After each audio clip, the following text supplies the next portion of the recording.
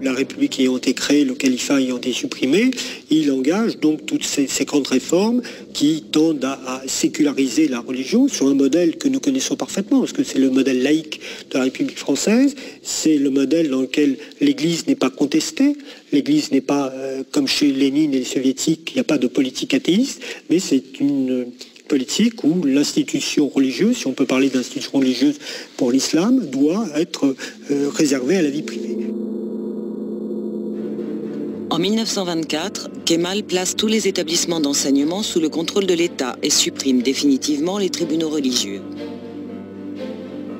En 1925, il réforme le code vestimentaire et impose le port du chapeau.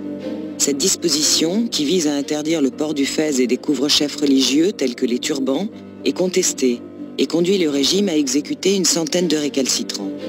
Cette interdiction du fez est toujours officiellement en vigueur aujourd'hui.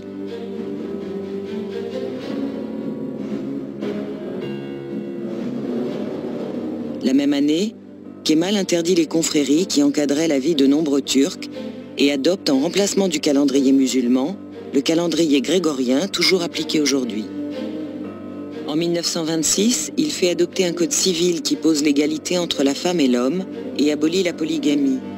3 ans plus tôt, Kemal avait d'ailleurs épousé civilement Latifeh, contrairement aux usages qui voulaient que les noces soient préalablement célébrées religieusement. Kemal et son épouse Latifeh divorceront 1 an après leur mariage, sans avoir eu d'enfant. Toujours en 1926, il fait voter des codes pénal et commercial, également fondés sur le modèle des codes européens. En 1928, il fait retirer de la Constitution la mention « L'islam est la religion officielle de l'État ». Aucun gouvernement n'est jamais revenu sur cette décision. Aucun pays musulman n'a depuis lors osé aller aussi loin. La même année, il fait dire la prière du vendredi en turc. Toujours en 1928, Kemal fait remplacer l'alphabet arabe par l'alphabet latin. Une commission d'experts préconise l'application de cette réforme en plusieurs années. Kemal décide qu'elle se fera en quelques semaines ou ne se fera pas. L'usage des caractères arabes est interdit et les livres sont réécrits dans le sens qui convient au régime. Cette mesure est la plus radicale et la plus perturbante pour la société turque. Elle consacre la rupture avec le monde arabo-musulman, déjà consommé par la sortie de la Syrie, de la Palestine et de l'Irak, des frontières de la Nouvelle-Turquie, et par l'abolition du califat. En 1932, la Turquie adhère à la Société des Nations et le Premier ministre grec propose, sans succès, que Kemal reçoive le prix Nobel de la paix. En 1930, Kemal crée la Banque centrale de la République turque. Le libéralisme économique affiché dans les années 20 est abandonné en raison des effets négatifs de la crise de 29. Kemal opte dès lors pour une économie plus dirigiste et étatiste. En 1932, l'appel à la prière n'est plus lancé en arabe, mais en turc.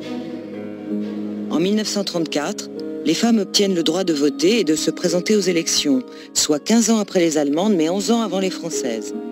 Les femmes turques se rendent en nombre dans les bureaux de vote. Pour illustrer son désir d'émanciper la femme turque, mais aussi par souci de ne pas désigner de dauphin ou de successeur, Kemal adopte 8 filles, la plupart déjà adultes. Il a choisi des jeunes femmes qui s'inscrivent dans une démarche qu'on pourrait qualifier de marketing politique. Le fait de choisir une intellectuelle historienne, le fait de choisir quelqu'un qui a été pilote d'avion, tout cela effectivement correspond comme à des cases, à des fonctions, à des paramètres d'exemples de réussite de la femme turque. La même année, en 1934, il crée un état civil et impose aux Turcs de porter des patronymes. Il se voit alors attribuer le nom d'Atatürk, ou père turc. En 1935, il franchit un pas supplémentaire dans l'adoption du modèle de société occidentale. Le dimanche devient le jour de repos hebdomadaire, ce qui est toujours le cas aujourd'hui. En 1937, le terme laïcité fait son entrée dans la Constitution. Cette introduction est imprescriptible et demeure toujours en vigueur aujourd'hui.